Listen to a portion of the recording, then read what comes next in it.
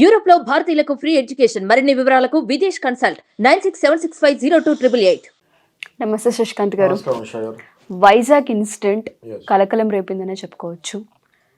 ఒక అబ్బాయిని ప్రేమించి ఏదో జాబ్ చేసుకుందామన్న అభిప్రాయంతో వైజాగ్ రావడం నమ్మి ఆ అబ్బాయి మోసం చేసి రూమ్లో రేప్ చేసిన తర్వాత అమ్మాయి మళ్ళీ ఆ బాధను తట్టుకోలేక ఏదో బీచ్కి వెళ్ళి కూర్చుంటే అక్కడ కొంతమంది ఫోటోగ్రాఫర్స్ ఇచ్చినట్టే ఇచ్చి 11 మంది మార్చుకొని గ్యాంగ్ రేప్ చేశారని మనం వింటూ ఉన్నాం. అమ్మాయి కూడా మైనర్ బాలిక, 17 ఏళ్ళు మాత్రమే ఉన్నాయని చెప్తూ ఉన్నారు. ఈ కేసును అసలు ఏ విధంగా చూడొచ్చు అంటాం? అసలు జరిగిన వాస్తవ కోణాలు ఏంటి దీని వెనుక? ఇప్పుడు ఇందులో 11 కూడా కాదండి ఉషా, 16 మంది అంటున్నారు. Okay, people are saying 16 members. ఈ అమ్మాయి కూడా ఒడిశా నుంచి, అంటే ఒరిస్సా అంటే బేసిక్గా వైజాగ్కి పక్కనే ఉంటుంది కాబట్టి వలస కార్మికురాలుగా ఆ అమ్మాయి వాళ్ళ తండ్రి వస్తాం జరిగింది, వాళ్ళ ఫ్యామిలీ అంతా కూడా. వైజాగ్లోనే ఎక్కడో కన్స్ట్రక్షన్ యాక్టివిటీ దగ్గర ఎక్కడో ఈ అమ్మాయి వలస కార్మికురాలు కాబట్టి కుక్కలకి అన్నం పెట్టే జాబ్ చేస్తుంది అని విన్నాము.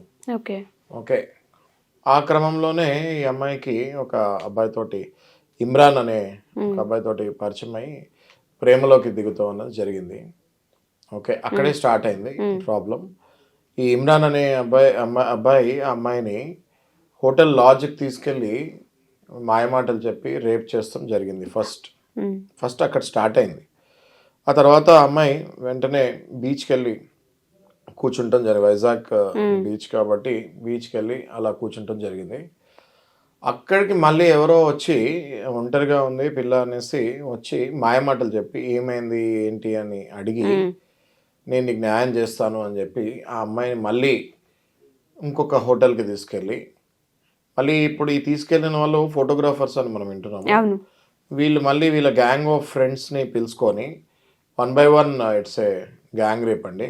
ఓకే, డిఫరెంట్ హోటల్స్కి వెళ్ళినట్టు మనకు తెలుస్తుంది, పట్టుబడకుండా ఉండటానికి డిఫరెంట్ హోటల్స్కి. ఇంకా మనకి ప్రాథమిక విచారణలో ఉంది కాబట్టి ఇంకా చాలా విషయాలు వెలుగుకి వస్తాయి, ఎగ్జాక్ట్లీ ఎట్లా చేస్తారు ఏంటి అన్నది. సో దగ్గర 16 మంది రేప్ చేస్తాం ఈ అమ్మాయి మీద జరిగింది. గమనించాల్సిన విషయం ఏంటంటే ఇందులో ఈ అమ్మాయి వయసు ఓన్లీ 17 ఏళ్ళు, 17 years, అంటే మైనర్. ఓకే, ఇది రేప్ కేసు కిందకు వస్తుంది, section 376 minor rape case, 20 years or అప్పుడప్పుడు డెత్ పెనాల్టీ పడే ఛాన్సెస్ కూడా ఉంటాయి. మనం ఇంతకు ముందు కేసెస్లో కూడా చూసాం, నిర్భయ కేసులో. అందులో అదే కాకుండా ఇందులో పోక్సో కూడా అట్రాక్ట్ అవుతుంది. పోక్సో అంటే మనము తరచుగా వీడియోస్లో మనం మాట్లాడుకుంటూ ఉంటాము, protection of children from sexual offences. Okay, ఈ అమ్మాయి 17 years కాబట్టి ఈమె మీద ఈ రేప్ మీద పోక్సో కూడా యాక్ట్ అప్లై అవుతుంది జరుగుతుంది. పోక్సో యాక్ట్ ఇంకా చాలా సీరియస్ అవుతుంది, డెత్ పెనాల్టీకి వెళ్ళే ఛాన్సెస్ ఎక్కువ ఉంటాయి. Apart from imprisonment of life వరకు వెళ్తుంది, అప్పుడప్పుడు డెత్ వరకు కూడా వెళ్తుంది. ఓకే, సో ఇది చాలా అమానుషమైన విషయము. వైజాగ్లో ఐ థింక్ చరిత్రలో ఇది ఫస్ట్ టైం ఇట్లాంటిది వినడం. వైజాగ్ అనేది పీస్ఫుల్ సిటీ, మనం ఎప్పుడు వైజాగ్లో ఇట్లాంటివి ఎక్కువ వినలేదు.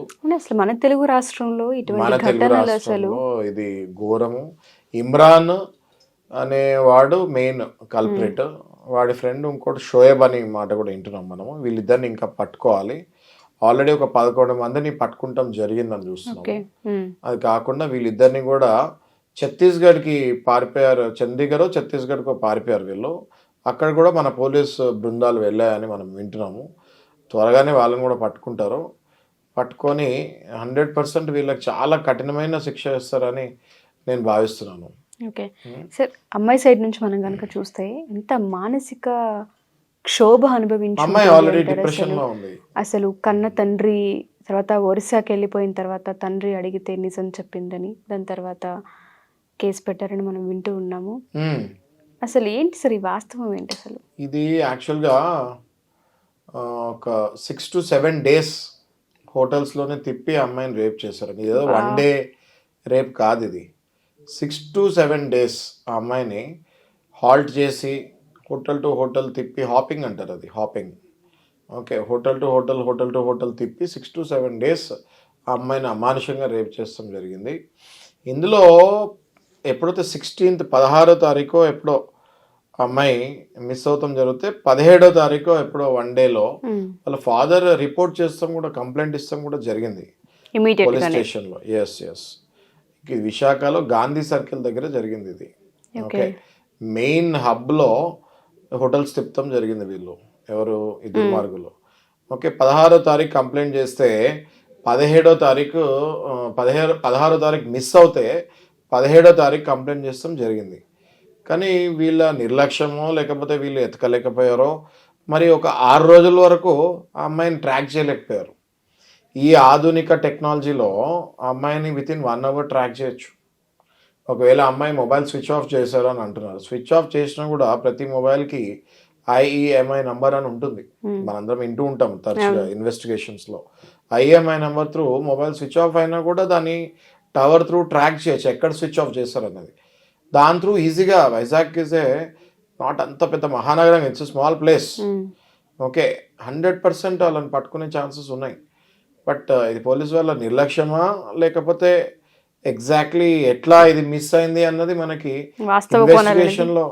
ఇన్వెస్టిగేషన్లో తెలుస్తుంది. This will be too early to comment on anyone.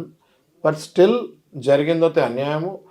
ఒకసారి కంప్లైంట్ ఇచ్చిన తర్వాత ఇన్ని రోజుల వరకు పట్టుకోలేకపోయారంటే అది మన ఫెయిలియర్ డెఫినెట్లీ. సో అమ్మాయి ఏదైతే డెఫినెట్గా చాలా బాధాకరమైన విషయము, ఇంకా తిరిగి రాదు. బట్ డెఫినెట్లీ ఈ అబ్బాయిలకి మళ్ళీ ఇది ఒక పెద్ద లెసన్ లాగా వచ్చేటట్టు మనం పనిష్మెంట్ ఇవ్వాలి. ఎగ్జాక్ట్లీ మీరు అన్నట్టుగానే పనిష్మెంట్ అనేది నెక్స్ట్ టైం ఇలాంటివి చేయాలన్నా ఆ ఊహ వస్తేనే భయపడే విధంగా పనిష్మెంట్ అదొక్కటే ఎక్స్పెక్ట్ చేస్తున్నారు సార్ ప్రతి ఒక్కరు. ఎందుకంటే ఆ అమ్మాయికి జరిగిన డ్యామేజ్ ఎవ్వరం తీసుకురాలేము. కరెక్ట్, అంత చిన్న వయసులో ఆ పెయిన్ ఆ క్షోభ ఏ విధంగా ఉండి అనుభవించిన ఆ పాపకు మాత్రమే తెలుస్తూ ఉంటుంది అది. Thank you so much sir. మీరు అన్నట్టుగా న్యాయస్థానాలు స్పందించి త్వరగా ఎవరైతే ఈ ఘటనకి పాల్పడ్డారో, ఎవరైతే వీటన్నిటికీ ప్రోత్సహించారో వాళ్ళందరూ వెలుగులోకి రావాలి, వాళ్ళకి శిక్ష పడాలి. నెక్స్ట్ టైం ఇటువంటి రిపీట్ కాకుండా ఉండాలని కోరుకుందాం. Thank you sir. Thank you so much.